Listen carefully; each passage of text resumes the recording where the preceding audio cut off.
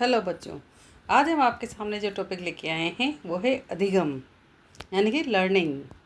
जब व्यक्ति जन्म लेता है, बच्चा जन्म लेता है, तब से ही वो नित्य प्रति अपने जीवन में कुछ ना कुछ सीखता रहता है और वह अनुभव उसके व्यवहार में संशोधन और परिमार्जन करते हैं। धीरे धीरे उसे पता चलता है कि कौन सा व्यवहार सही है, कौन सा गलत है, कौन से का वो उपयोग कर सकता है जीवन में। इस तरह की बातें धीरे धीरे पता चलने लग जाती है।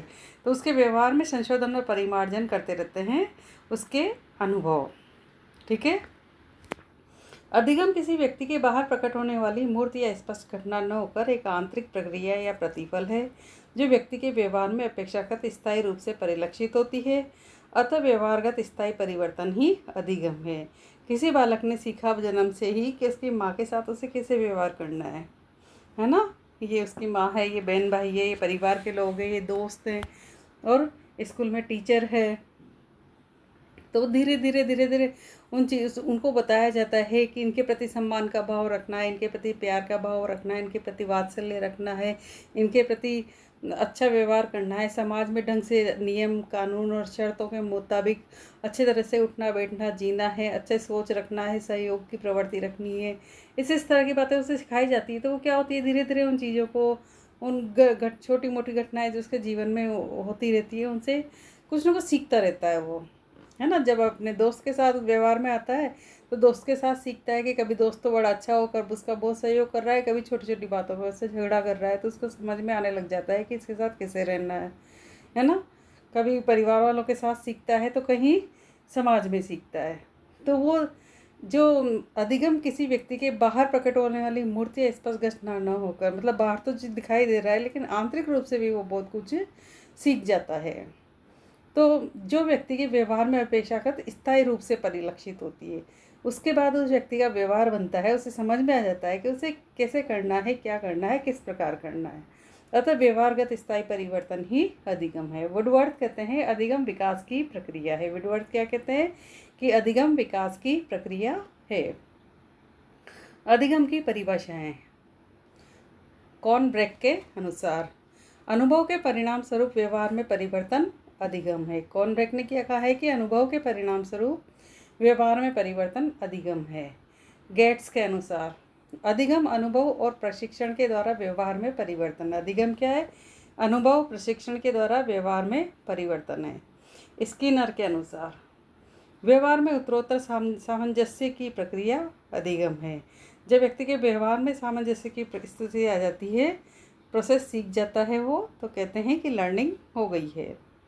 वुडवर्थ के अनुसार नवीन ज्ञान और नवीन प्रतिक्रियाओं को प्राप्त करने की प्रक्रिया अधिगम है। बालक क्या होता है कि हमेशा कुछ नया नया सीखना चाहता है और नवीन चीज़ों को देख के उसके मन में प्रतिक्रियाएं भी नवीन होती हैं, नई तरह की प्रतिक्रियाएं होती है। तो उनको जो प्राप्त करने की प्रक्रिया होती है, जो सीखने की प्रक्रिया होती है, वो अधिगम है। क्रो एंड क्रो के अनुसार अधिगम आदतों, ज्ञान और अभिवृत्तियों का अर्जन है। अधिगम से क्या होता है, व्यक्ति की आदत बनती है, ज्ञान मिलता है उसे, उसकी अभिवृत्तियाँ जागृत होती है, उन सब का अर्जन क्या है? अधिगम। गिलफोर्ड के अनुसार है व्यवहार के कारण व्यवहार में परिवर्तन अधिगम है। किसी ने हमसे कोई व्यवहार किया, हमने किसी से कोई व्यवहार किया, उसके कारण जो हमारे व्यवहार में परिवर्तन आया वही अधिगम है। कॉल्विन के अनुसार अनुभव के कारण पूर्व निर्मित मौलिक व्यवहार में परिवर्तन अधिगम है। क्या है? अनुभव के कारण पूर्व निर्मित मौलिक व्यवहार में परिवर्तन अधिगम है। अधिगम की विशेषताएं। अधिगम निरंतर एवं सार्वभौमिक होता है। अधिगम व्यवहार का स्थायी परिवर्तन है। अधिगम विकास की प्रक्रिया है। अधिगम वातावरण के प्रति सक्रिय प्रतिक्रिया है। अधिगम एक अर्जित व्यवहार है जिसे व्यक्ति वातावरण से प्राप्त करता है। अधिगम समायोजन है। अधिगम में अनुभव और अभ्यास दोनों महत्वपूर्ण हैं। अधिगम खोज करना है। अधिगम उद्देश्यपूर्ण और विवेकपूर्ण होता है। अधिगम व्यक्तिगत और सामाजिक दोनों हो सकता है। ठीक है। तो कौन कौन सी बातें पढ़ी हमने?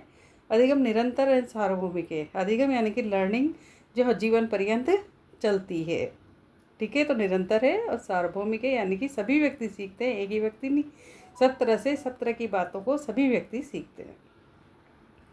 दूसरा है कि अधिगम व्यवहारगत स्थायी परिवर्तन है।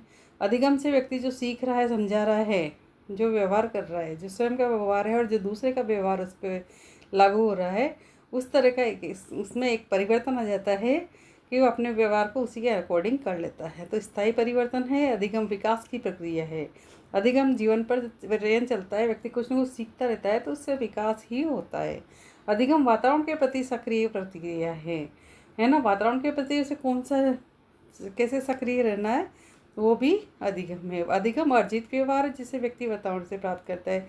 अधिगम को यहाँ पे अर्जित व्यवहार भी बताया गया है कि वो दूसरों से सीखता है और वातावरण से प्राप्त करता है।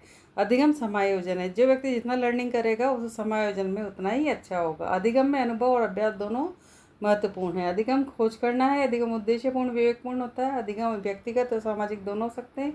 अधिगम को प्रभावित करने वाले कारक। नंबर 1 विषय वस्तु का स्वरूप। नंबर 2 शारीरिक और मानसिक स्वास्थ्य। नंबर 3 परिपक्वता। नंबर 4 अधिगम का समय एवं थकान।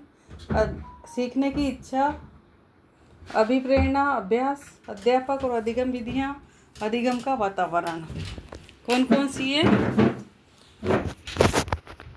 विषय वस्तु का संबंध, विषय वस्तु का स्वरूप, शारीरिक मानसिक स्वास्थ्य, परिपक्वता, अधिगम का समय एवं थकान, सीखने की इच्छा, अभिप्रेरणा, अभ्यास, अध्यापक और अधिगम विधियाँ और अधिगम का वातावरण। अधिगम को सरल बनाने के उपाय। सीखने के उद्देश्यों का स्पष्टीकरण, सीखने का संकल्प, वितरित प्रयत्न, समग्र अधिगम व खंड अधिगम, पुनः स्मरण, प्रगति का ज्ञान करना और प्रपाठ यानी पुनर्गठन करना। अधिगम का हृदय अभिप्रेरणा है। अभिप्रेरणा क्या होती है कि जैसे कि व्यवहार में हमने किसी चीज़ को लिया, उससे हमने किसी के व्यवहार से प्रेरित होकर कोई कार्य करना हमने शुरू कर दिया या सीख लिया है। हम इतने उत्साहित और प्रेरित हुए कि हम उस कार्य की ओर अग्रसर हो गए। तो अग्रसर होना भी क्या है? किसी कार्य की ओर सीखना ही है। जब सीखेंगे तभी अग्रसर होंगे। इसलिए अधिगम का हृदय अभिप्रेरणा है।